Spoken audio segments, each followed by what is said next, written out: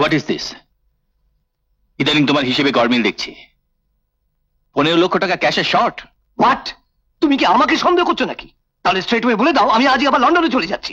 তোমার এখানে চাকরি করা আমার কোনো দরকার নেই। That's up to you. আচ্ছা, তোরা তো রাগারাগি করছিস কেন বলতে গেলি? একে তো 25 লক্ষ টাকার প্রোডাকশন নষ্ট হয়ে গেছে, তার উপরে আবার দাবি নিয়ে এসেছে। কি চাই? না, ও কদিন আগে ওর হাজব্যান্ড অ্যাক্সিডেন্টে মারা গেছে, তাই ও ক্ষতিপূরণ চাইতে এসেছে। আবার না দিলে তো শ্রমিক ধর্মঘট শুরু হবে। আর তার মানে হচ্ছে, মানে মিল বন্ধ থাকা মানে হচ্ছে লক্ষ লক্ষ টাকা লস।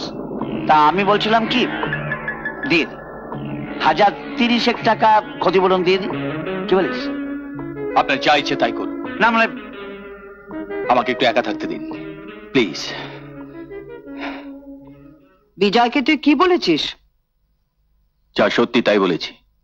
ও, তাহলে কি তুই বলতে চাস সত্য, বিজয় এরা সব তোর ব্যবসা ডোবাতে বসেছে, টাকা পয়সা আত্মসাৎ করছে, ওরা তো ধ্বংস চায়?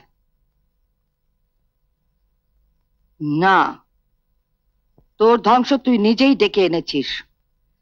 যেদিন থেকে ওই অপয়াটাকে এই বাড়িতে এনেছিস সেদিন থেকে একটা না একটা অঘটন লেগেই আছে।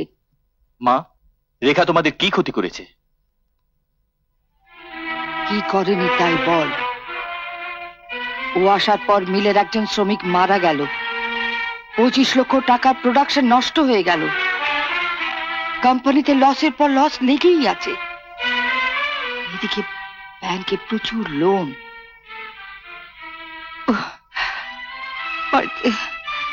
বাড়িতে কারো মুখে হাসি নেই। তোরা শিখার মুখের দিকে তাকালে আমার দুঃখে বুকটা ফেটে যায় বাবা। আমি যে তোদের মা। পুত্র কন্যা নাতি নাতনিদের নিয়ে আমারও তো সকালাত করার ইচ্ছে হয়। কোত্থেকে এক মরা রোগী ধরে এনেছিস, আজ এই অসুখ কাল সে অসুখ। অশান্তিতে আমি একবারে অস্থির হয়ে গেছি। অনু, এভাবে থাকলে আমি কিন্তু পাগল হয়ে যাব।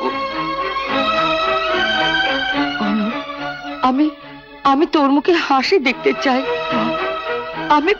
আমি আবার তোর বিয়ে দেব। তুই দয়া করে এই আপদটাকে বিদায় কর। দয়া করে একটু চুপ করবে মা? ওকে আর বিদে করতে হবে না। ও নিজেই একদিন বাড়ির সবাইকে চিরদিনের মতো ছেড়ে চলে যাবে, যেখান থেকে কেউ কোনোদিন ওকে ফিরিয়ে আনতে পারবে না।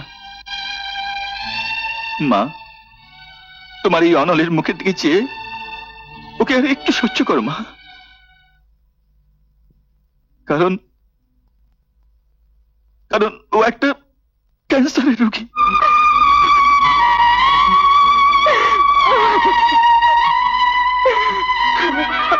রেখা, কি হয়েছে রেখা? কিছু না, তুমি মার কথা রাখো আর একটা বিয়ে করো। আমি তো তোমাকে কিছুই দিতে পারিনি, অন্তত এবারে সুখ দেখে মরতে পারবো। আমায় শুধু কথা দাও, তোমার বুকে মাথা রেখে আমাকে মরতে দেবে না রেখা, না। আমি আমার সমস্ত হৃদয় দিয়ে তোমাকে ভালোবাসি। আমি নিজের হাতে আমার ভালোবাসাকে মরতে দেবো না।